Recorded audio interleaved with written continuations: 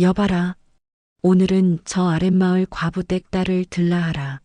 고을 사람들의 손가락질을 받으면서도 사또는 껄껄 웃으며 매일 밤 새로운 여인을 찾습니다. 하지만 새벽녘 관할을 나서는 여인들의 눈에는 수치심이 아닌 뜨거운 감사의 눈물이 고여 있습니다. 도대체 여인들은 그 방에서 무엇을 보았기에 이토록 오열하는 것일까요? 조선야담소를 찾아주셔서 감사합니다. 구독과 좋아요는 사랑입니다. 그럼 이야기 시작합니다. 탐관 우리들에게는 저승사자여, 힘없는 백성들에게는 구세주와 같았던 이름, 바로 암행어사 박문수. 허나 훗날 조선 팔도를 뒤흔든 전설의 어사가 되기 전 그가 경기도 광주 고을의 신임 사또로 부임하던 날의 충격적인 모습은 아무도 기억하지 못할 것입니다. 천하의 박문수가 대낮부터 술에 취해 기생 꽁문이나 쫓아다니는 남봉꾼이었다니 진흙탕 속에서 피어난 연꽃처럼 가장 더러운 오명을 뒤집어쓰고 가장 고귀한 정의를 실현했던 한 사내에 숨겨진 이야기는 이러했습니다. 남한산성 줄기가 병풍처럼 둘러친 경기도 광주 땅은 예로부터 물 맑고 인심 좋기로 소문난 고장이었습니다. 허나 그것도 다 옛말이 되고 말았으니 흉년이 든 지 벌써 3년째여 탐관 우리들의 수탈은 날이 갈수록 심해졌기 때문입니다. 백성들의 곳간은 쥐새끼 한 마리 살 수 없을 만큼 텅 비었고 장독대는 깨진 지 오래라 마당에는 자풀만 무성했습니다. 봄이 왔건만 꽃이 피어도 그 향기를 맡을 여유조차 없는 그야말로 목구멍이 포도청인 시절이었지요. 관아의 몰골 또한 처참하기 그지없었습니다. 이전 사또가 이임하면서 어찌나 알뜰하게 챙겨갔는지 동원의 기둥뿌리는 썩어 들어가고 담장은 허물어져 개들이 드나들었으며 육방 관속들은 녹봉을 받지 못해 입이 대팔이나 나와 있었습니다. 그나마 고을을 지탱하는 것은 저작거리의 상단을 장악한 흑곰이라는 자였는데 이 자는 겉으로는 곡식을 빌려주며 인심을 쓰는 척하였으나 실상은 빚을 갚지 못하는 집의 딸들을 잡아다가 청나라에 팔아넘기는 인면수심의 거상이었지요.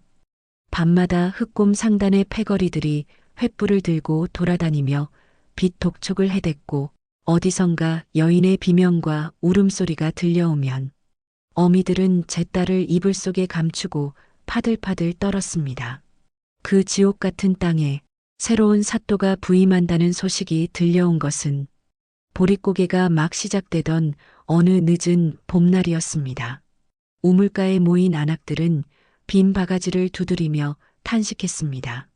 이번 사또는 한양에서 내려온 양반이라지 제발 사람 구실하는 양반이 와야 할 텐데 혹여나 그 유명한 암행어사처럼 백성의 눈물을 닦아줄 귀인이 오지 않을까 사람들은 신락 같은 희망을 품고 관아 앞으로 하나둘 모여들었습니다. 그때였습니다. 저 멀리 고갯마루에서 흙먼지가 일더니 위풍당당한 마패 소리 대신 요란한 트림 소리가 먼저 들려왔습니다. 아이고, 목이 타서 죽겠구나. 어디 술 남은 것 없느냐? 사람들의 눈이 휘둥그레졌습니다. 백마를 타고 올 줄 알았던 신임 사또는 비쩍 마른 당나귀 위에 짐짝처럼 매달려 오고 있었기 때문이었지요. 갓은 비뚤어져 한쪽 눈을 가렸고 관복에는 술 얼룩과 음식 찌꺼기가 덕지덕지 묻어 있었으며 한 손에는 쥐부채 대신 호리병을 들고 있었습니다. 그가 바로 훗날 암행어사의 전설이 될 사내 박문수였습니다. 이방이 황급히 앞으로 나아가 고삐를 잡으려 했으나 박문수는 호리병으로 이방의 머리를 툭 치며 소리쳤습니다. 비켜라 이놈아. 내 엉덩이가 베겨서 당장 내려야겠다. 에이구, 이 총 구석은 길바닥도 울퉁불퉁하니 내 팔자가 사납기도 하지.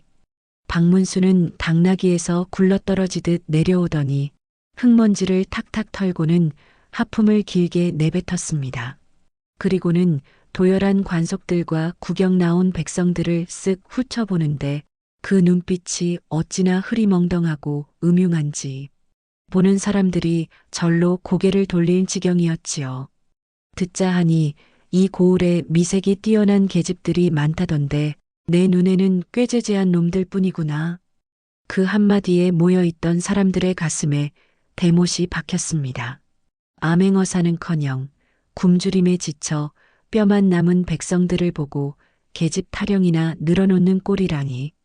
안악들은 혀를 차며 치마폭을 여미고 돌아섰고 노인들은 땅을 치며 통곡했습니다. 하늘도 무심하시지. 호랑이 피하려다 시궁창에 빠졌구나. 이제 우리 고을은 다 죽게 생겼어. 박문수의 기행은 부임 첫날부터 시작되었습니다. 동원에 앉아 업무를 파악하기도 전에 그는 관아의 안채를 싹 뜯어고치라 명했습니다. 여봐라. 방구석이 칙칙해서 잠이 오겠느냐? 저 낡은 병풍은 내다 버리고 화사한 비단으로 치장해라. 그리고 술상을 봐오되 탁주는 치우고 맑은 청주와 기름진 고기를 대령하란 말이다. 이방이 난처한 표정으로 읍소했습니다. 사또 나으리, 지금 고을 형편이 말이 아닙니다. 곡간은 비었고 백성들은 풀뿌리로 연명하고 있사옵니다. 하물며 관아살림은 이미 거덜이 난 지 오래라. 시끄럽다. 내 놈들이 챙긴 엽전이 산더미인 줄 내가 모를 줄 아느냐? 정없으면 저작거리 가서 고열이라도 짜내서 가져오란 말이다. 박문수는 신고 있던 목화를 훌러덩 벗어 이방에게 집어 던졌지요. 이방은 억울하고 분하여 얼굴이 불그락 푸르락해졌지만 서슬 퍼런 사또의 호통에 꼬리를 내리고 물러날 수밖에 없었습니다. 소문은 발없는 말이 되어 천리를 갔습니다. 신임 사또가 희대의 남봉꾼이며 오자마자 술과 고기 타령만 한다는 소식에 저작거리의 흑곰은 회심의 미소를 지었습니다. 드디어 우리 세상이 왔구나. 깐깐한 선비놈이 오면 어쩌나 걱정했는데 제 발로 호랑이 굴에 들어온 멍청한 색광이라니. 흑곰은 즉시 최고급 비단과 산삼 그리고 금덩이 몇 개를 뇌물로 챙겨 관아를 찾았습니다. 박문수는 흑곰이 내민 금덩이를 보자마자 입이 귀에 걸려 어쩔 줄을 몰라 하였지요. 자네가 바로 이 고을의 든든한 기둥이라는 대행수인가? 역시 듣던 대로 통이 큰 자구만. 내 자네 같은 충신을 몰라볼 뻔했네 그려. 박문수는 흑곰의 거친 손을 두 손으로 덥석 잡고 흔들었습니다. 흑곰은 속으로 코웃음을 쳤지요. 이놈은 돈과 여자만 쥐어주면 내 손바닥 안에서 놀겠구나. 흑곰은 짐짓 공손한 척 허리를 숙이며 은밀한 제안을 던졌습니다. 사또 나으리, 이 고을에는 꽃보다 고운 처자들이 지천에 널렸습니다. 나으리께서 원하신다면 제 상단에서 매일 밤 원하고 말고 내 한양에서 내려올 때부터 그 생각뿐이었네.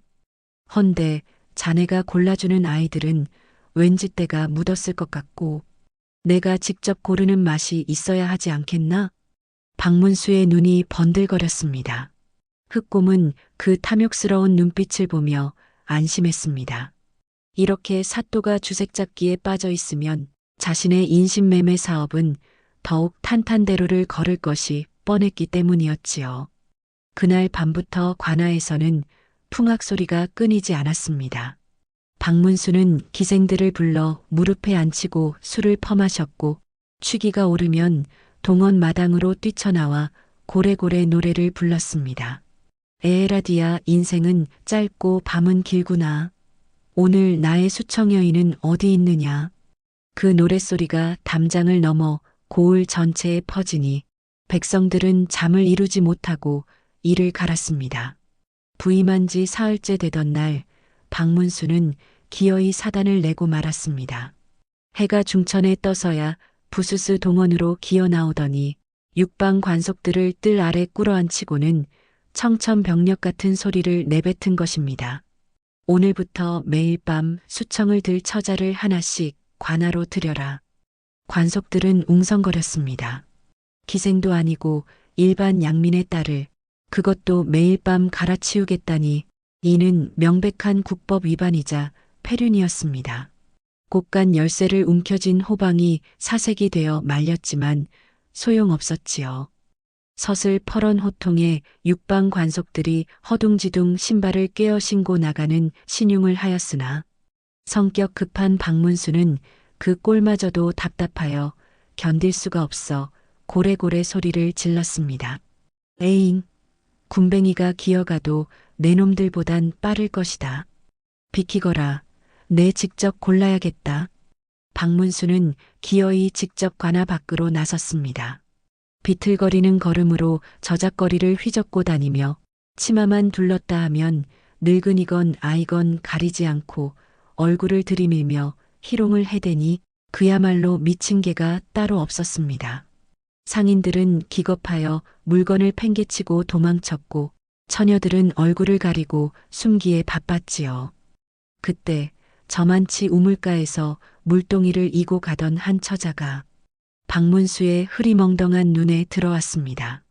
남루한 무명치마를 입었으나 따은 머리가 칠흑같이 검고 눈매가 맑은 18살 꽃분이었습니다. 꽃분이는 홀어머니를 모시고 삭바느질로 근근히 살아가는 효녀였는데 흑곰 상단에 빚을 져 언제 팔려갈지 모르는 풍전등화 같은 처지였지요. 게 섞어라. 박문수의 고함에 꽃분이는 그 자리에 얼어붙고 말았습니다. 박문수는 침을 질질 흘리며 다가가더니 꽃분이의 턱을 거칠게 치켜 올렸습니다. 오호라. 진흙 속에 진주가 여기 있었구나. 너 이름이 무엇이냐? 꽃분이옵니다. 꽃분이? 이름 한번 촌스럽지만 얼굴은 반반하구나. 오늘 밤 내가 내 수청을 들어야겠다. 그 말은 사형선고나 다름없었습니다. 꽃분이는 사색이 되어 뒷걸음질 쳤고 소식을 듣고 달려온 꽃분이의 어머니가 박문수의 바짓가랑이를 붙잡고 매달렸지요. 사또 나으리. 안 됩니다. 이 아이는 아직 정혼자도 없는 수처녀입니다. 제발 살려주십시오. 차라리 이 늙은이를 죽여주십시오. 어머니는 오열하였고 구경하던 마을 사람들도 눈시울을 붉히며 발을 동동 구를 뿐 서슬 퍼런 사또의 권세가 무서워 누구 하나 나서지 못했습니다. 헌데 박문수의 반응은 차갑다 못해 잔혹했습니다. 그는 귀찮다는 듯 어머니의 손을 뿌리치며 소리쳤습니다. 방정맞게 어디서 감히 무지한 백성이 관아의 행차를 가로막느냐. 여봐라. 저 시끄러운 노파는 당장 길가로 치워버리고 저 아이는 곱게 씻겨 내 침소로 들여보내라. 만약 명을 거역하면 관아를 능멸한 죄를 물어 엄히 다스릴 것이니라. 꽃분이는 포졸들에게 양팔이 붙잡힌 채 마치 꺾인 꽃송이처럼 질질 끌려갔습니다. 어미와 딸이 생이별하는 처절한 비명이 저작거리를 가득 메웠지만 박문수는 그 애끓는 소리를 술안주 삼아 콧노래를 흥얼거리며 관아로 발길을 돌렸지요. 칙칙한 흙구덩이에 비로소 고운 꽃이 한 송이 피었구나. 오늘 밤 술맛은 유난히 달겠어. 그 모습을 지켜보던 흑곰은 어둠 속에서 비릿한 웃음을 흘렸습니다. 독한 놈일수록 다루기 쉬운 법이지. 오늘 밤 사또가 저 계집에게 정신이 팔린 틈을 타 창고에 있는 여자들을 빼돌려야겠다. 어느덧 해가 서산으로 넘어가고 관아에는 칠흑 같은 어둠이 내려앉았습니다. 그 정막 속에서 유일하게 불이 켜진 곳은 바로 사또 박문수의 침소뿐이었습니다. 문풍지 너머로 일렁이는 붉은 등불 그림자는 마치 금방이라도 먹잇감을 집어삼킬 듯 입을 벌린 야수의 아가리와 같았지요. 안에서 들려오는 걸걸한 호령소리에 꽃분이는 입술을 깨물었습니다. 억지로 목욕재개를 마치고 하얀 소복을 걸친 그녀의 모습은 산 사람이라기보다는 제단에 받쳐진 재물처럼 처연하기 그지없었습니다. 차가운 대청마루 위에 선 그녀의 가녀린 어깨는 사시나무 떨듯 파들파들 떨리고 있었고 두 눈에서는 멈출 줄 모르는 눈물이 흘러내려 옷고름을 흥건히 적셨습니다. 그때였습니다. 내 딸아, 꽃분아, 이 몹쓸 놈들아, 내 딸을 돌려다오. 담장 너머 저 멀리서 어미의 찢어지는 통곡 소리가 밤 공기를 가르고 들려왔습니다. 꽃분이는 당장이라도 뒤를 돌아 어미의 품으로 달려가고 싶었으나 서슬 퍼런 포졸들의 창끝이 그녀의 퇴로를 막고 있었습니다. 그녀는 하늘이 무너지는 절망을 삼키며 도살장에 끌려가는 소처럼 무거운 발걸음을 한 발짝 또 한 발짝 내디뎠지요. 여기서 혀를 깨물고 죽을지언정 저 더러운 놈에게 몸을 더럽히지는 않으리라. 꽃분이는 품속에 숨겨온 은장도를 꽉 쥐었고 죽음으로 정절을 지키겠다는 비장한 각오뿐이었습니다. 들라하라. 방 안에서 박문수의 목소리가 들려왔는데 낮에 들었던 그 경박한 목소리가 아니었습니다. 낮고 묵직하며 묘하게 위엄이 서린 목소리. 하지만 공포에 질린 꽃분이의 귀에는 그저 악마의 속삭임으로 들릴 뿐이었습니다. 문이 열리고 꽃분이는 지옥 불구덩이로 걸어 들어가듯 방 안으로 발을 들여놓았습니다. 방 안에는 독한 술 냄새가 진동할 것이라 예상하였고 사또가 짐승처럼 달려들 것이라 생각했습니다. 헌데 방 안의 풍경은 그녀의 상상을 완전히 뒤엎는 것이었습니다. 방 한가운데에 앉아있는 박문수는 술잔을 들고 있지 않았고 그의 앞에는 술상 대신 벼루와 먹 그리고 수십 권의 책이 놓여 있었지요. 낮에 보았던 그 흐리멍덩한 눈빛은 온데간데 없었으며 촛불 아래 빛나는 그의 눈동자는 밤하늘의 별처럼 형형하게 빛나고 있었습니다. 쉿! 소리 내지 말거라. 지금부터 내 말에 토를 달아서는 아니 된다. 박문수는 검지를 들어 입술에 대더니 짐집 문 밖의 쥐새끼들이 들으라는 듯 천둥 같은 고함을 내질렀습니다. 어디서 감히 앙탈인게냐? 꽃분이는 너무나 놀라 비명조차 지르지 못하고 사시나무 떨듯 떨었습니다. 그러자 박문수는 잽싸게 꽃분이의 귀에 대고 세상에서 가장 다급하고 은밀한 목소리로 속삭였지요. 소리 질러라. 내가 너를 겁탈하는 것처럼 비명을 질러야 내가 산다. 어서. 꽃분이는 영문을 몰라 눈만 껌뻑였지만 박문수의 눈빛이 어찌나 절박하고 진지한지 저도 모르게 홀린 듯 고개를 끄덕이고 말았습니다. 이윽고 박문수가 술상을 발로 걷어차며 다시 한번 고래고래 악을 썼습니다. 독하기가 쇠고집 같구나. 내 오늘 너를 뼈가 으스러지도록 안아줄 테니 각오하거라. 그 소리에 맞춰 꽃분이는 질끈 눈을 감고 비명을 질렀습니다. 사또 나으리 제발 살려주십시오. 이러지 마십시오. 문 밖에서 동태를 살피던 흑곰의 수아들이 킬킬거리는 소리가 문풍지 너머로 들려왔습니다. 사또 놈 힘도 좋다며 오늘 밤 아주 초주검을 만들 작정인가 보다 하고 낄낄거리는 소리였지요. 그들의 발소리가 멀어지는 기척이 들리자 박문수는 그제야 안도의 한숨을 내쉬며 자리에 털썩 주저앉았습니다. 그리고는 덜덜 떨고 있는 꽃분이에게 따뜻한 꿀물 한 잔을 건넸습니다. 그의 눈은 더 이상 광기 어린 남봉꾼의 눈이 아니었습니다. 벼랑 끝에 몰린 백성을 구하러 온 세상에서 가장 든든한 치노라비의 눈빛이었지요. 많이 놀랐느냐? 미안하구나. 저 승냥이 놈들의 귀를 속이려면 이 방법밖에는 없었다.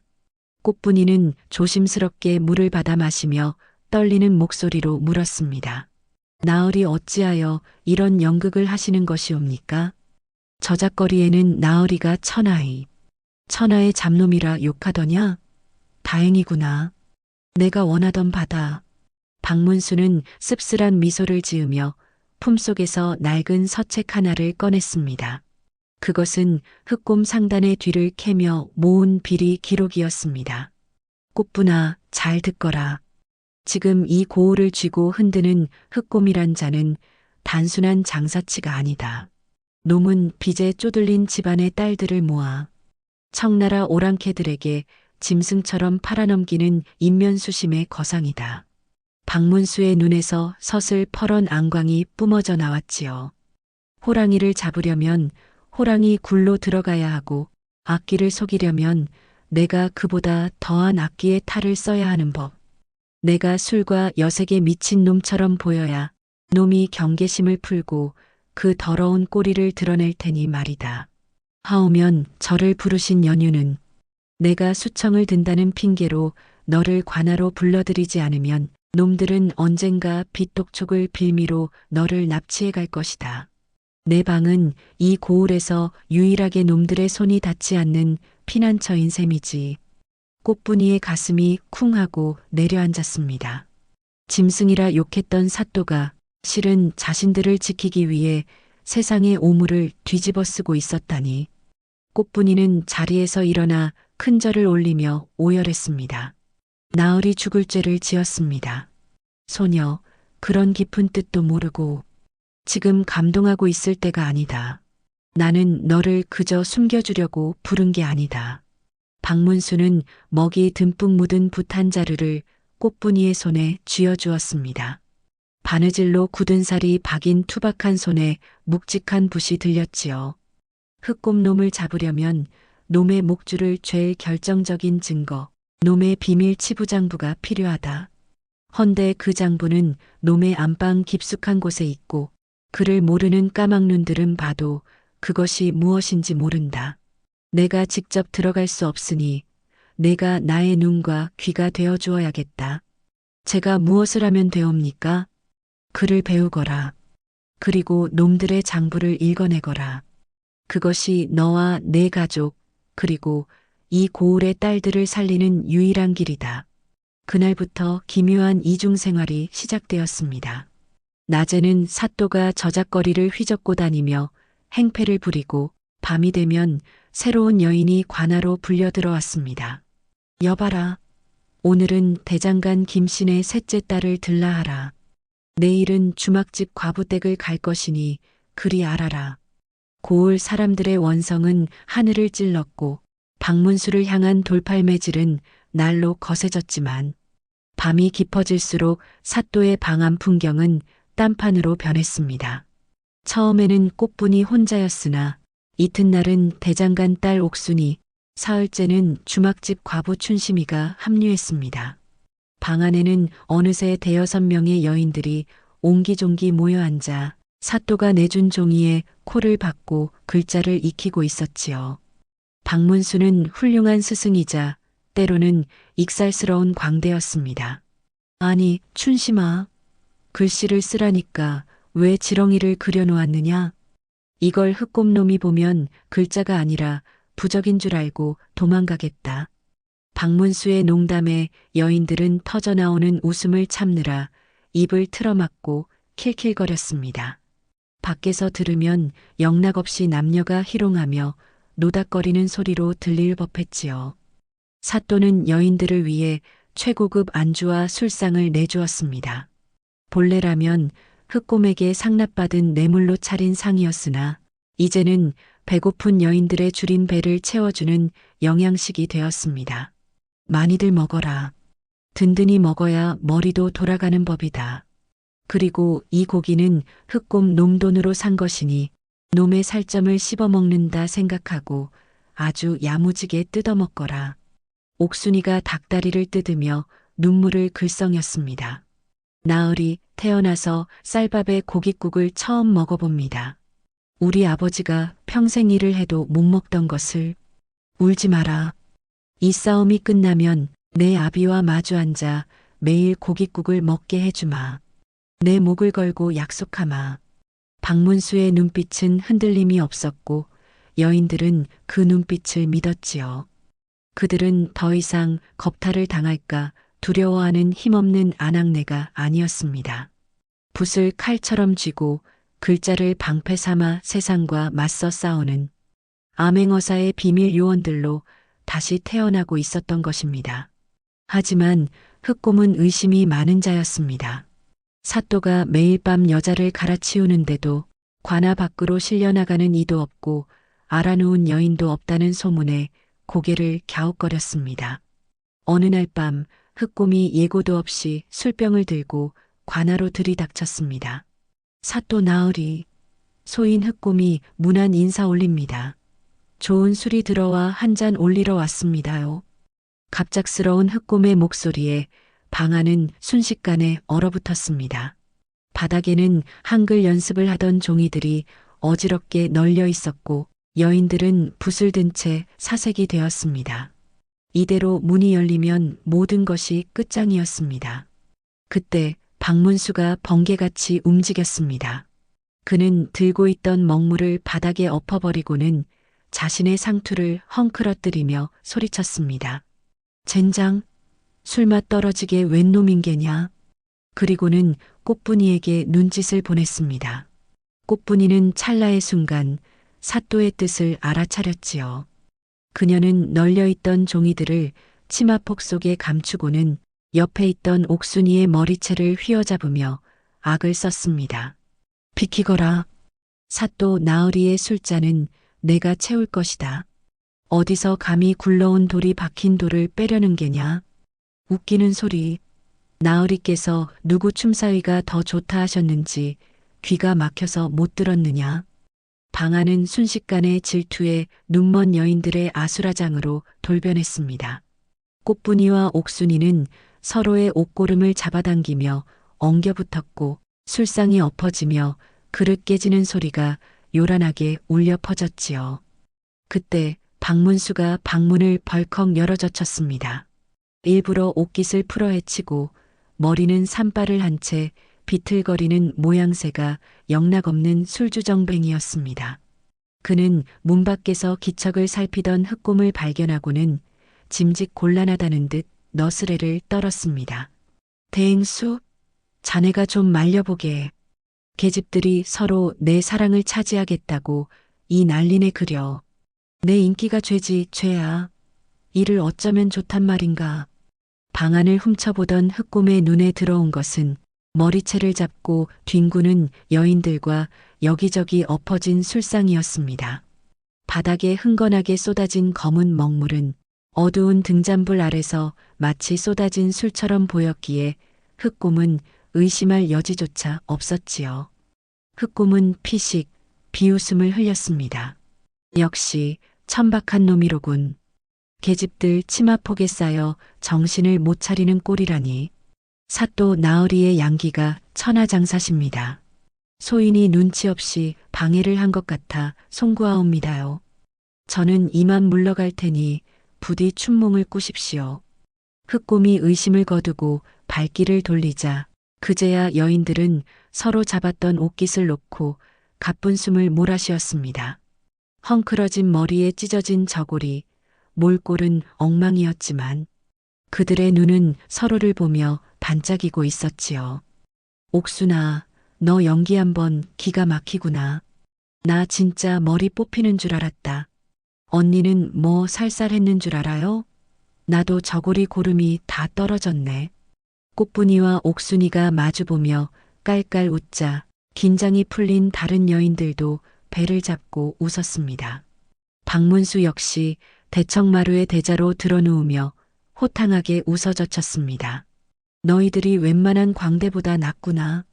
이 정도 배짱이면 흑곰놈 코털도 뽑아 족집게를 만들겠다. 그날 밤 관아의 방 안은 두려움 대신 유쾌한 결기로 가득 찼습니다. 여인들은 깨달았습니다. 자신들이 더 이상 떨고만 있는 약자가 아니라는 것을. 뭉치고 꾀를 내면 저 거대해 보이는 흑곰도 썩어 빠진 세상도 속여넘길 수 있다는 것을 말이지요. 하지만 그 웃음 뒤에는 서늘한 칼날 같은 현실이 다가오고 있었습니다. 흑곰이 돌아가며 흘린 한마디가 박문수의 귓가에 맴돌았기 때문입니다. 사또 나으리. 다음 달 보름에 청나라 상인들이 들어옵니다. 그때 아주 귀한 진상품들을 넘겨야 하니 관아에서도 뒤를 좀 봐주셔야겠습니다. 다음 달 보름. 그것은 흑곰이 고을의 처녀들을 대규모로 팔아넘기겠다고 예고한 날짜였습니다. 시간이 없었습니다. 박문수는 웃음기를 거두고 다시 붓을 잡았습니다. 자, 웃음은 여기까지다. 놈들이 움직이기 시작했다. 우리에게 남은 시간은 보름뿐이다. 그 전에 반드시 놈들의 목숨줄을 쥔 비밀 장부를 찾아내야 한다. 그 말에 꽃분이의 눈빛이 다시 매섭게 빛났습니다. 나으리, 놈들이 여인들을 가두는 창고가 어디인지 제가 압니다. 제가 호랑이 굴로 들어가겠습니다. 시간이 흘러 보름달이 뜨기 사흘 전 박문수는 관아 마당에 거대한 술판을 벌였습니다. 명목은 자신의 생일잔치였으나 실상은 흑곰을 관아로 유인하여 발을 묶어두려는 미끼였습니다. 여봐라. 오늘은 내 귀 빠진 날이니 고을의 술이란 술은 다 가져오너라. 흑곰 대행수도 반드시 참석해야 할 것이다. 해가 지고 어둠이 깔리자 관아 마당에는 횃불이 대낮처럼 밝혀졌습니다. 풍악 소리가 요란하게 울려 퍼지는 가운데 상석에 앉은 박문수는 연거푸 술잔을 비우며 괴성을 지르고 있었습니다. 대행수, 술맛이 꿀맛이로구만. 자, 한 잔 더 받게. 흑곰은 떨떠름한 표정으로 술잔을 받아들었습니다. 사또 나으리 과음하시면 내일 정사에 지장이 있으실까 염려되옵니다. 정사는 무슨 얼어 죽을 정사. 나는 자네가 주는 술이 제일 좋아. 자, 마셔. 마시고 죽자고. 박문수는 일부러 술을 흘려 옷을 적시고 흑곰의 어깨를 껴안으며 치근덕거렸지요. 겉으로는 주정에 찌든 남봉꾼이었으나 그의 소매 안에서는 식은땀이 흐르고 있었습니다. 꽃분아, 지금쯤 도착했느냐? 부디 무사해야 할 텐데. 박문수의 시선이 슬쩍 담장 너머 어둠 속을 향했습니다. 그 시각 흑곰의 저택 뒷담을 넘는 그림자가 있었습니다. 검은 복면을 쓰고 남복으로 위장한 꽃분이었습니다. 그녀의 품속에는 박문수가 쥐어준 관아의 만능 열쇠와 옥순이가 그려준 흑곰 저택의 지도가 들어 있었습니다. 꽃분이는 쿵쾅거리는 심장을 부여잡고 고양이처럼 소리 없이 마당을 가로질렀습니다. 흑곰이 관아에 가 있는 동안 저택을 지키는 것은 몇몇 졸개들 뿐이었습니다. 게다가 그 졸개들마저 박문수가 미리 보낸 술과 고기에 취해 문간방에서 코를 골고 있었지요. 어둠이 짙게 깔린 흑곰 상단에 앉채 주인인 흑곰이 관아의 술판에 불려가 자리를 비웠으니 천만다행이었으나 그 빈방이 뿜어내는 기운은 여전히 서슬 퍼런 작두날 위를 걷는 듯 했습니다. 복도 곳곳에는 흑곰의 수하들이 횃불을 들고 순찰을 돌고 있었기에 꽃분이는 숨소리조차 죽인 채 그림자처럼 벽에 붙어 안방문 앞으로 다가갔습니다.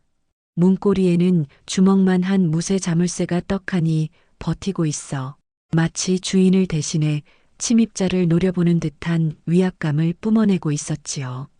지금이다. 나으리께서 놈을 붙잡아두고 계실 때 반드시 찾아야 한다.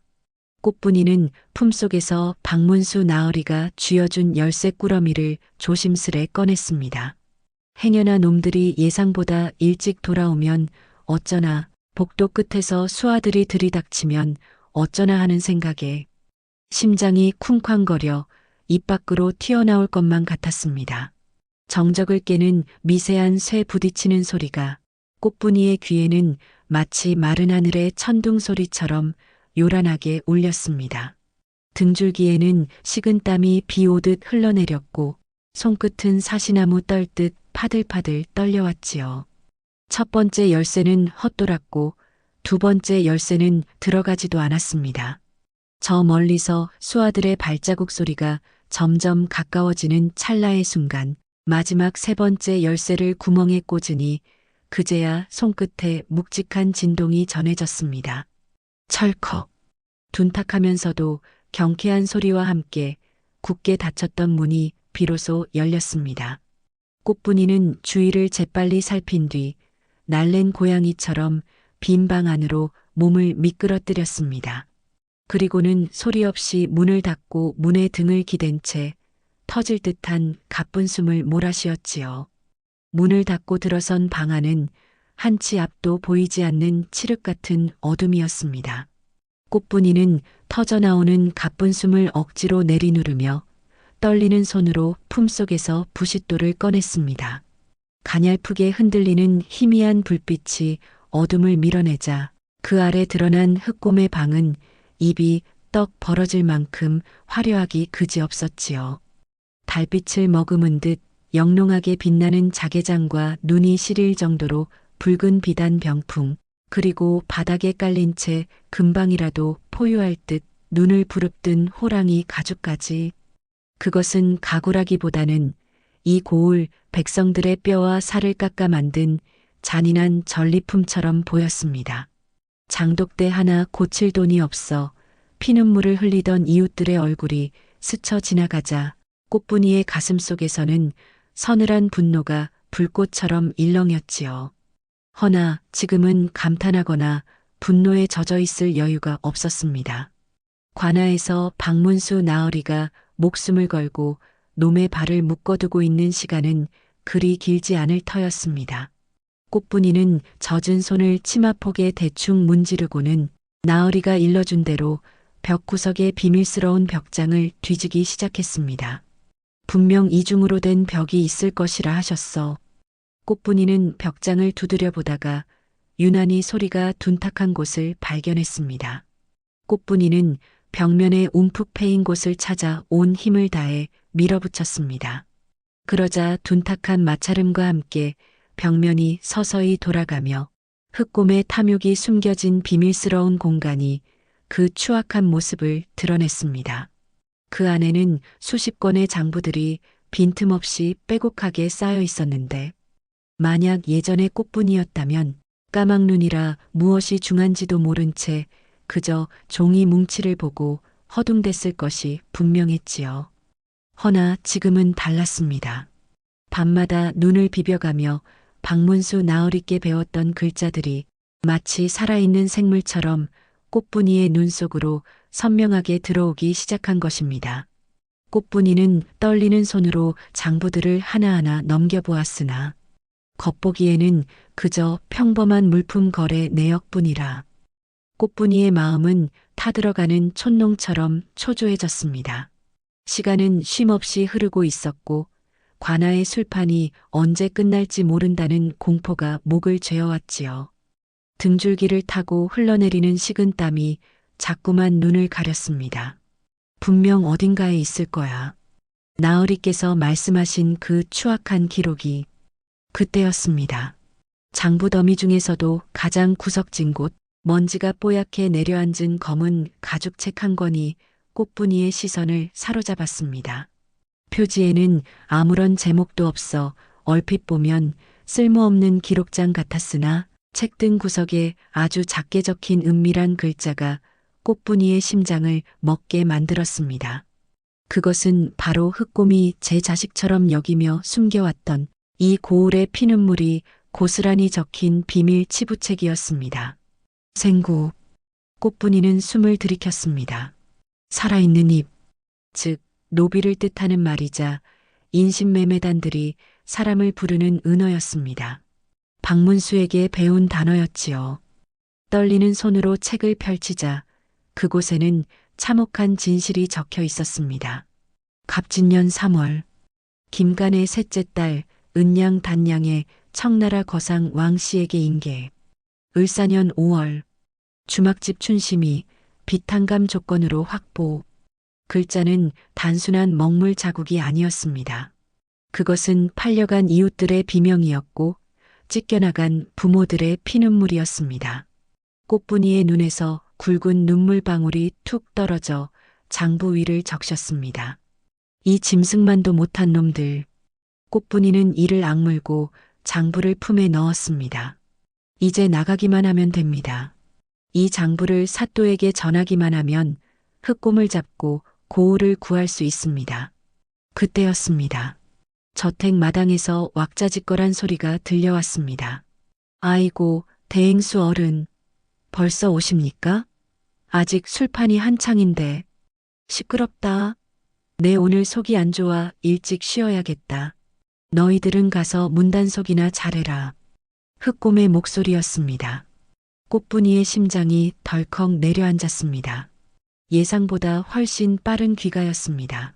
박문수가 어떻게든 붙잡으려 했으나 눈치 빠른 흑곰이 무언가 낌새를 채고 빠져나온 것이 분명하였지요.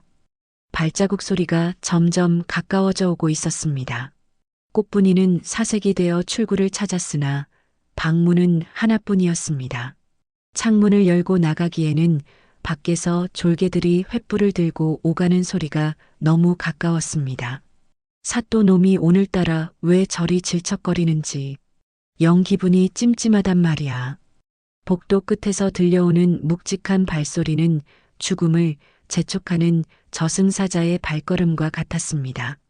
뒤이어 자물쇠를 거칠게 움켜쥐는 쇳소리가 정적을 깨뜨리자 꽃분이는 본능적으로 촛불을 꺼뜨리고 비밀 벽장의 좁은 틈새로 제 몸을 구겨 넣었지요. 문이 벌컥 열리며 흑곰이 방 안으로 들어섰고 방 안을 가득 채운 놈의 서늘한 살기에 공기조차 비명을 지르는 듯 했습니다. 들어오자마자 코를 킁킁거리던 흑곰이 멈춰서더니 독사처럼 가늘어진 눈으로 방 안을 훑기 시작했습니다. 무슨 냄새지? 방금 끈 촛불의 매캐한 연기가 채 빠져나가지 못한 탓이었습니다. 놈의 시선이 탁자 위로 향했고 손끝에 닿은 초심의 온기가 채 가시지 않은 것을 확인한 흑곰의 입가에 잔인한 미소가 걸렸습니다. 쥐새끼가 들어왔구나. 놈은 허리춤에서 시퍼런 안광을 뿜어내는 단검을 꺼내 들고는 아주 천천히 바닥을 훑으며 벽장 쪽으로 걸음을 옮겼지요. 벽장 안에 숨은 꽃분이는 두 손으로 입을 틀어막았지만 귓가를 때리는 심장 소리만큼은 어찌할 도리가 없었습니다. 좁은 문틈 사이로 놈의 거대한 그림자가 일렁이며 다가왔고 마침내 그 검은 그림자가 벽장을 완전히 집어삼켰습니다. 어머니, 사또 나으리. 공포에 질린 꽃분이의 눈앞이 아득해지던 그때 놈의 거친 숨소리가 벽장 바로 앞에서 멈췄습니다. 나오거라. 내 칼이 춤을 추기 전에 직접 끌어내주는 수고를 시키지 말란 말이다. 흑곰의 차가운 목소리가 비수처럼 날아와 꽃분이의 심장에 박혔습니다. 더 이상 물러설 곳도 숨을 곳도 없는 절체절명의 순간 꽃분이의 손에는 흑곰의 죄상이 담긴 서적만이 차갑게 쥐어져 있었지요. 한편 관아의 상황도 심상치 않게 돌아가고 있었습니다. 흑곰이 급히 자리를 뜬 직후 한양에서 내려온 감찰관들이 관아에 들이닥친 것입니다. 그들은 흑곰과 결탁한 조정의 권력자가 보낸 자들이었습니다. 어명이요. 광주 목사 박문수는 듣거라. 술에 취해 비틀거리던 척하던 박문수의 눈이 번쩍 뜨였습니다.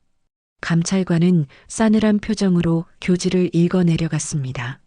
부임 이후 국고를 탕진하고 주색잡기에 빠져 백성을 돌보지 않았다는 상소가 빗발치니 이에 박문수를 파직하고 의금부로 압송한다.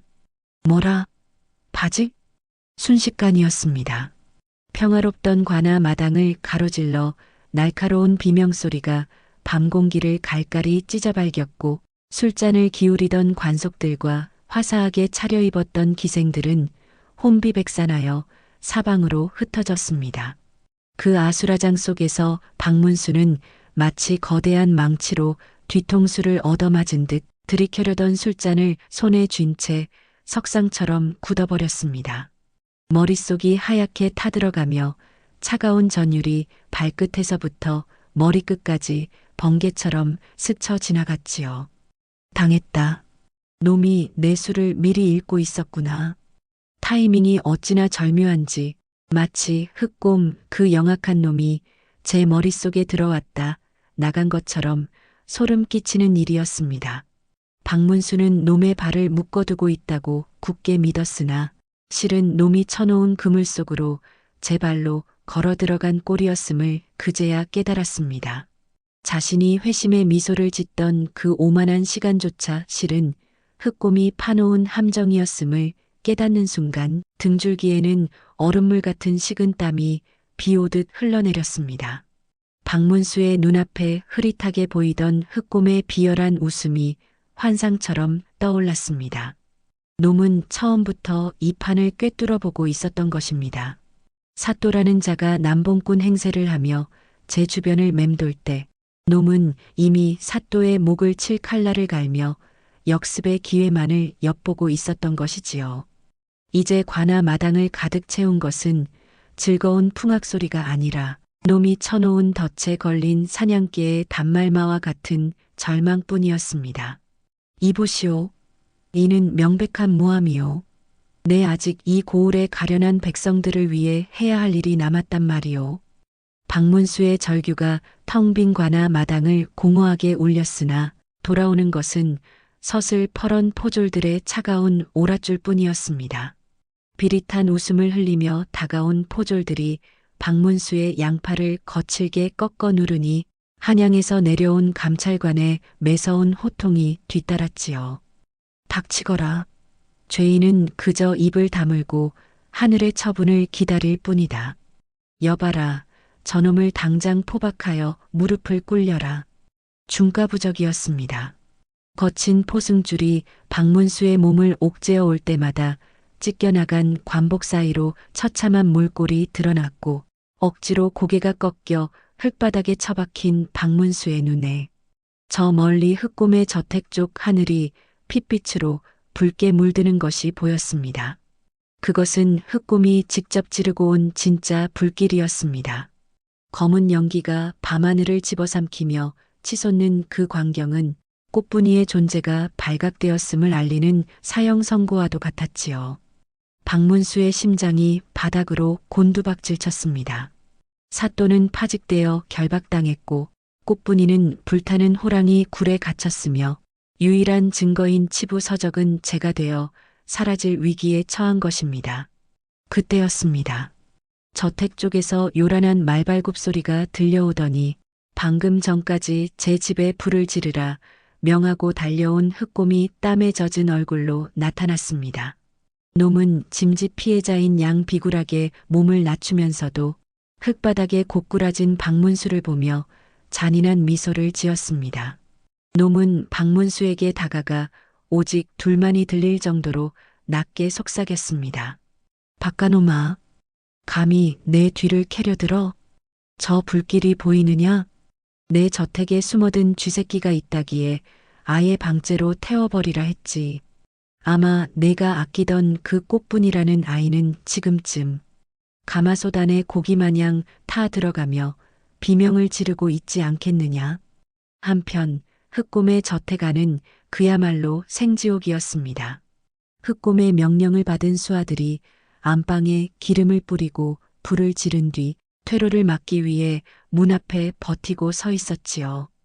벽장 속에 숨은 꽃분이는 폐불을 찌르는 연기의 죽음을 예감하며 눈을 질끈 감았습니다. 바로 그 순간 저택 담장 밖에서 요란한 징소리와 함께 고함이 터져나왔습니다. 관원들이 오신다. 암행어사 출두야. 흑곰의 수하놈들을 한 놈도 남기지 말고 잡아라. 실은 꽃분이가 걱정되어 몰래 저택 근처에 숨어있던 옥순이와 춘심이 그리고 고을 여인들이 짜낸 기막힌 유인책이었습니다. 여인들은 흑곰이 지른 불길 위에 마른 집단을 던져 소동을 키우는 한편 마치 광군이 들이닥친 것처럼 사방에서 징을 치고 소리를 질러 흑곰의 수하들을 공포로 몰아넣었습니다. 뭐라고? 벌써 광군이? 젠장, 일단 피하고 보자. 행수님께 보고해야 해. 안방 문을 지키던 수하들은 흑곰이 없는 사이 자신들 마냥 광군에게 붙잡힐까 겁을 집어먹고는 지키던 문을 버려둔 채 뒷문으로 허겁지겁 달아나기 시작했습니다. 바로 그 찰나였습니다. 옥순이와 여인들이 담장을 넘어 불타는 안방으로 뛰어들었습니다. 옥순이는 치마폭으로 입을 막은 채 불길에 뒤틀려 열리지 않는 격자 살창을 거친 나무 기둥으로 때려 부수었습니다. 꽃분아, 정신 차려. 손을 잡아. 매캐한 연기 속에서 정신을 잃어가던 꽃분이는 언니들의 목소리에 마지막 힘을 쥐어짜냈습니다. 꽃분이는 부서진 문살 사이로 몸을 던졌고 그녀의 품에는 그 뜨거운 열기 속에서도 끝까지 지켜낸 검은 치부책이 안겨 있었지요. 살아야 한다. 살아서 나으리를 구해야 한다. 여인들은 서로의 거친 손을 맞잡고 어둠이 깔린 저작거리를 달리기 시작했습니다. 치마가 걸리적거리고 집신이 벗겨져 발피가 맺혀도 그들은 멈추지 않았습니다. 그들의 눈은 이제 공포가 아닌 세상을 뒤엎을 결기로 번뜩이고 있었지요. 이제 목적지는 단 하나, 피눈물을 흘리며 버티고 있는 박문수가 기다리는 관아였습니다. 잠깐 멈추시오. 관아의 정문을 가르고 쩌렁쩌렁한 외침이 들려왔습니다. 서슬 퍼런 고함에 포졸들의 손길이 멈췄고 사람들의 시선은 일제히 뒤로 쏠렸지요. 그곳에는 흑곰의 저택에서 타오르던 불길의 연기와 그 흐름을 온몸에 뒤집어 쓴 꽃분이와 여인들이 서 있었습니다. 숨이 턱까지 차올라 어깨를 들썩이면서도 그녀들의 눈빛은 사냥감을 몰아넣은 맹수처럼 형형하게 빛나고 있었습니다. 감찰관이 미간을 찌푸리며 호통을 쳤습니다. 무엄하도다. 여기가 어디라고 감히 여인네들이 난입한단 말이냐. 저들을 당장 끌어내라. 하지만 옆에 서 있던 흑곰의 반응은 달랐습니다. 분명 방째로 태워버리라 하였거늘 귀신이 되어 나타난 것이더냐. 꽃분이는 흑곰의 경악 어린 시선을 비웃듯 뚜벅뚜벅 형틀 앞으로 걸어 나왔습니다.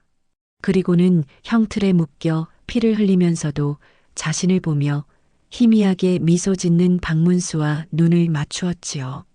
꽃분이는 감찰관을 향해 무릎을 꿇는 대신 품속에서 검은 가죽으로 쌓인 서적을 꺼내 높이 치켜들었습니다. 사또 나으리의 죄를 증언하러 왔습니다. 나으리의 죄는 단 하나, 우리 같은 천한 계집들에게 그를 가르치고 사람 대접을 해주신 것입니다.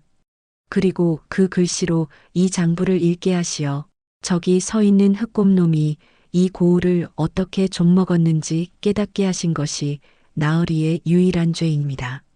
그 장부가 왜 내 손에? 흑곰은 제 심장과도 같은 비밀 치부서적이 꽃분이의 손에 들려 있는 것을 보는 순간 사지가 마비되는 듯한 공포를 느꼈습니다. 꽃분이는 장부를 펼쳐 감찰관의 발치에 내던지며 뼛속까지 시린 목소리로 일갈했습니다. 나으리께서 남봉꾼 행세를 하신 것은 오직 흑곰놈의 눈을 속여 이 치부책을 찾아내기 위함이었습니다. 이 장부 속에는 흑곰이 상인들과 결탁해 처녀들을 팔아넘긴 기록과 관리들에게 뇌물을 뿌린 내역이 낱낱이 적혀 있나이다. 자, 보십시오. 누가 진짜 죄인입니까? 관아 마당은 순식간에 얼음물을 끼얹은 듯 정적이 내려앉았습니다. 박문수는 그제야 고개를 들고 흑곰을 향해 피 섞인 웃음을 터뜨렸습니다. 흑곰아, 내가 말하지 않았느냐. 호랑이 굴에 들어간 것은 내가 아니라 바로 너라고. 감찰관이 코웃음을 쳤습니다. 너희들이 그를 아는 게냐? 까막눈인 주제에 어디서 주워온 서적을 가지고 사기를 치는 게냐? 그때였습니다. 꽃분이가 장부를 펼치더니 또랑또랑한 목소리로 읽어내려가기 시작했습니다. 갑진년 3월 대장간 김씨의 딸 옥순, 은양 단양의 청나라 상인에게 인계함. 순간 옥순이의 아버지가 관중석에서 뛰쳐나왔습니다. 뭐라고? 우리 옥순이가 빚 갚으러 간 게 아니라 팔려간 것이요? 꽃분이의 낭독은 계속되었습니다. 을사년 5월 주막집 과부 춘심 빚탕감 조건으로 확보함. 아이고, 이 죽일 놈들아. 춘심이 어머니가 땅을 치며 통곡하였고 꽃분이는 멈추지 않았습니다. 그녀가 읽는 한 줄 한 줄은 흑곰의 심장에 박히는 화살이 되었습니다. 뒤이어 옥순이, 춘심이도 합세했습니다. 그녀들은 사또에게 배운 글자로 자신들의 억울함과 흑곰의 죄악을 세상에 고발했습니다. 당장 저 입을 막아라. 저 장부를 빼서 그 절체절명의 순간 형틀에 묶여있던 박문수가 기합을 질렀습니다. 이놈들, 감히 누구 몸에 손을 대느냐. 박문수는 온몸에 힘을 짜내 포승줄을 끊을 듯 비틀었습니다.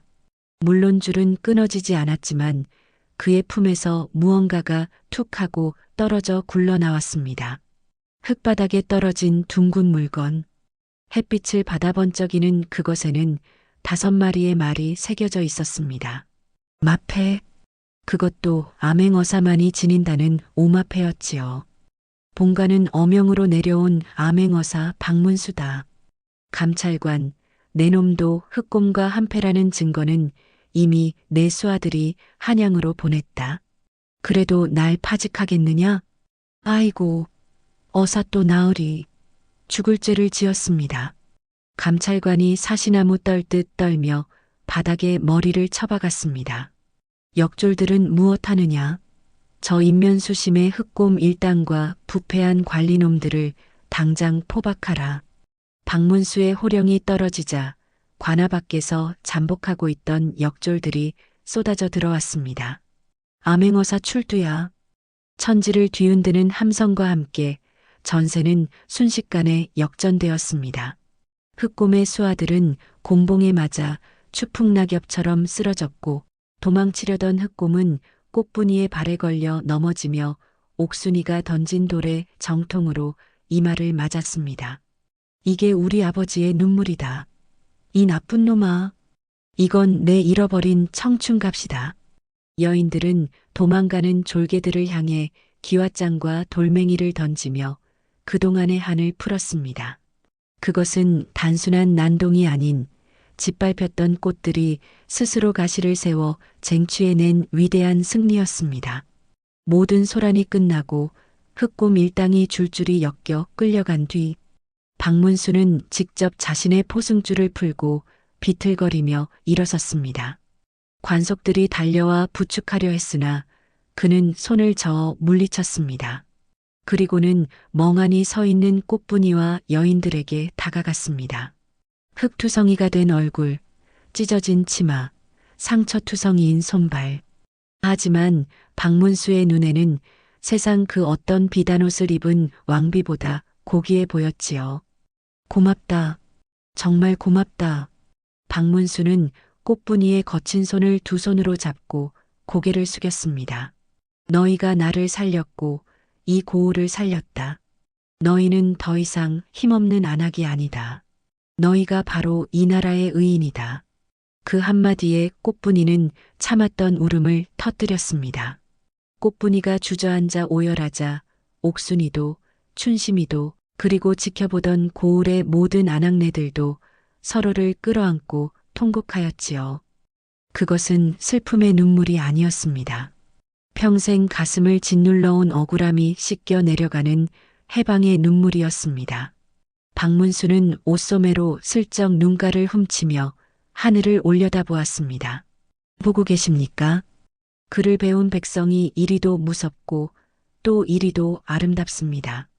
그날 밤 관아의 담장 너머로는 더 이상 비명소리가 들리지 않았습니다. 대신 여인들이 둘러앉아 사또가 가르쳐준 노래를 부르는 소리가 밤하늘에 은은하게 퍼져나갔습니다. 남봉꾼 사또, 아니 암행어사 박문수의 수청방은 그렇게 세상에서 가장 아름다운 학당이 되어 전설로 남게 되었습니다. 그날 이후 광주 고을의 풍경은 천지개벽하듯 바뀌었습니다. 암행어사 박문수의 호령 아래 흑곰의 거대한 곳간이 활짝 열렸는데 그 안에서 쏟아져 나온 것은 썩어가는 쌀가마니와 비단뿐만이 아니었습니다. 흑곰이 그토록 감추려 했던 인신매매 장부는 백성들의 잃어버린 가족을 찾는 희망의 지도가 되었습니다. 아이고, 내 새끼, 살아있었구나. 어머니. 아수라장이었던 관아 마당은 이내 뜨거운 눈물바다로 변했습니다. 흑곰의 추악한 욕심에 청나라 상인에게 팔려가기 직전 사지에서 극적으로 돌아온 처녀들이 울음을 터뜨리며 부모의 품으로 뛰어들었지요. 뼈만 남은 딸의 손을 맞잡은 아비들과 통곡하는 어미들의 울음소리가 밤하늘을 가득 메웠습니다. 그 감동적인 재회의 현장 한가운데에는 이제 비단 치마 대신 붓을 든 꽃분이와 여인들이 있었습니다. 그녀들은 더 이상 기생이나 천민이 아니었습니다. 박문수 나으리께 배운 글솜씨로 흑곰의 치부책에 적힌 명단을 일일이 대조하며 헤어진 가족을 찾아 연결해주고 억울하게 빼앗긴 백성들의 재물을 기록하여 돌려주는 등 관아의 어지러운 뒷수습을 도맡아 처리했습니다. 붓 한 자루가 칼보다 강할 수 있음을 그녀들은 몸소 증명해 보이고 있었지요. 박문수는 그 광경을 먼발치에서 흐뭇한 미소를 지으며 지켜보았습니다. 기름기 흐르던 남봉꾼 사또의 탈을 벗어 던진 그는 다시 낡은 삿갓을 눌러쓰고 해진 도포 자락을 여미며 암행어사의 본습으로 돌아갈 채비를 마쳤습니다. 내 할 일을 다 마쳤으니 이제 구름처럼 왔다가 바람처럼 떠나는 것이 마땅한 순리 아니겠느냐. 박문수는 믿음직한 이방에게 고을의 뒷수습을 당부하는 서신 한 장을 남기고 동이 트기 전 새벽 안개를 틈타 조용히 관아 뒷문을 나섰습니다. 요란한 송별식도 이름 석자 새긴 번지르르한 송덕비도 그에겐 사치일 뿐이었습니다. 그저 백성들이 다시는 흑곰 같은 자들에게 핍박받지 않고 제 집에서 따뜻한 밥 한 끼 편히 먹는 것, 그가 바라는 것은 오직 그것 하나뿐이었습니다. 허나 관아 뒷길을 지나 마을 어기 고갯마루로 향하던 박문수는 그만 걸음을 멈출 수밖에 없었습니다. 자욱한 새벽 안개를 뚫고 익숙하면서도 간절한 목소리가 산천을 울렸기 때문입니다. 어사또 나으리, 어찌 이리 매정하게 인사도 없이 가시나이까? 저희를 밟고 가십시오. 나으리를 보내드리고는 저희가 살 수가 없나이다.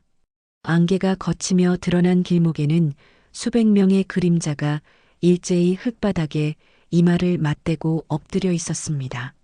꽃분이와 옥순이, 춘심이를 비롯한 수청 방의 제자들부터 아이를 되찾은 노모와 백성들이 길 끝까지 늘어서 있었지요.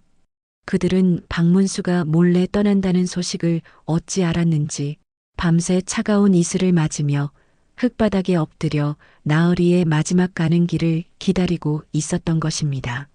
박문수의 눈가가 이내 붉게 젖어들었습니다. 삿갓 아래로 가려진 그의 입가에는 백성들이 준 가장 고귀한 훈장, 즉 진심이 어린 미소가 잔잔하게 번졌습니다. 박문수가 당황하여 손을 저었습니다. 허허, 이러지들 말라. 내 너희에게 짐이 되기 싫어 몰래 가려 했거늘. 그때 맨 앞줄에 있던 꽃분이가 일어섰습니다. 그녀의 손에는 하얀 무명천으로 지은 버선 한 켤레가 들려 있었습니다. 화려한 자수는 없었으나 한 땀 한 땀 정성을 다해 꿰맨 세상에서 가장 투박하고도 아름다운 버선이었습니다. 나으리, 이 미천한 계집들을 사람으로 만들어 주셨습니다. 그를 가르쳐 눈을 뜨게 해주셨고 용기를 가르쳐 입을 열게 해주셨습니다. 꽃분이는 울먹이며 박문수 앞에 무릎을 꿇고 그의 낡은 집신을 벗겼습니다. 그리고 자신의 체온으로 따뜻하게 데운 새 버선을 직접 신겨주었습니다. 부디 이 버선을 신고 가시는 길마다 다시는 저희 같은 억울한 백성이 없도록 살펴주십시오. 저희는 나으리가 가르쳐 주신 그 마음, 죽을 때까지 잊지 않고 살겠습니다. 꽃분이의 눈물이 박문수의 발등 위로 뚝뚝 떨어졌습니다. 천하의 암행어사 박문수도 그 순간만큼은 눈시울이 붉어지는 것을 참을 수 없었습니다. 그는 몸을 굽혀 꽃분이의 어깨를 일으켜 세우고 그녀의 거친 손을 자신의 두 손으로 꼭 잡았습니다. 꽃분아, 그리고 고을의 여인들아, 너희는 나에게 미천한 계집이 아니다. 너희는 붓을 들어 불의와 싸운 나의 자랑스러운 제자여. 이 나라를 지탱하는 진짜 기둥이다. 박문수는 품속에서 자신이 쓰던 붓 한 자루를 꺼내 꽃분이의 손에 쥐어주었습니다. 이 붓을 주마. 내가 떠나더라도 글 읽는 소리가 끊이지 않게 하라.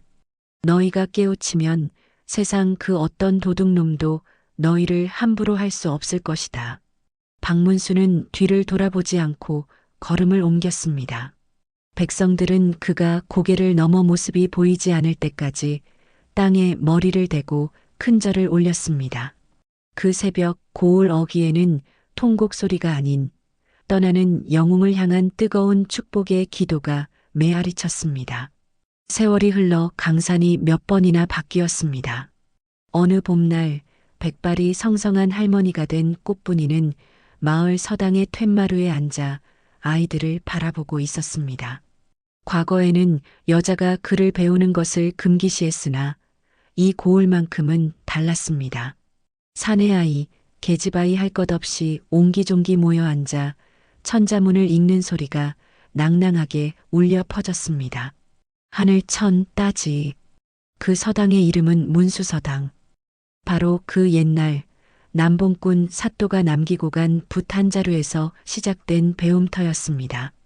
꽃분이는 평생 혼인도 하지 않고 옥순이, 춘심이와 함께 고을의 아이들에게 글을 가르치며 살았습니다. 한 아이가 쪼르르 달려와 꽃분이의 무릎을 베고 물었습니다. 훈장님, 훈장님, 옛날에 우리 고을에 호랑이보다 무서운 남봉꾼 사또가 살았다면서요? 정말로 매일 밤 처녀를 잡아먹었대요? 꽃분이는 주름진 손으로 아이의 머리를 쓰다듬으며 빙그레 웃었습니다. 그래, 그랬지. 사람들은 그분을 남봉꾼이라 손가락질했단다. 헌데 말이다. 꽃분이는 낡은 옷고름을 만지작거리며 먼 하늘을 응시했습니다. 그녀의 눈동자 속에는 칠흑 같은 어둠 속에서 촛불을 켜고 글을 가르치던 젊은 날의 박문수가 살아 숨쉬고 있었습니다. 그분은 여인의 몸을 탐한 것이 아니라 백성의 썩어 문드러진 마음을 어루만져 주신 분이었단다. 밤새 들려오던 여인들의 울음소리는 괴로워서 우는 소리가 아니라 사람이 사람 대접을 받는 것이 너무나 고마워서 터뜨린 감격의 울음소리였단다. 아이들은 눈을 동그랗게 뜨고 고개를 끄덕였습니다. 꽃분이의 품에 안긴 아이들은 몰랐을 것입니다. 지금 자신들이 읽고 있는 이 글자 하나하나가 그 옛날 칠흑 같은 절망 속에서 피어난 목숨 건 투쟁의 산물이라는 것을 말입니다. 옛말에 임금은 배어, 백성은 물이라 하였습니다. 물은 배를 띄우기도 하지만 화가 나면 배를 뒤집기도 하는 법입니다. 허나 진정으로 훌륭한 뱃사공은 물을 두려워하는 것이 아니라 물길을 터주고 그 깊이를 헤아릴 줄 아는 사람이라는 것을 남봉꾼 사또 박문수의 이야기는 우리에게 전해주고 있습니다. 겉으로는 오물을 뒤집었을지언정 속으로는 누구보다 백성을 사랑했던 사나이.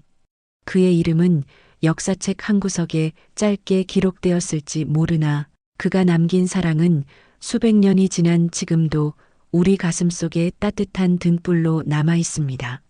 오늘 밤 여러분의 마음 속에도 글자 한 자, 따뜻한 말 한마디가 꽃처럼 피어나길 바랍니다.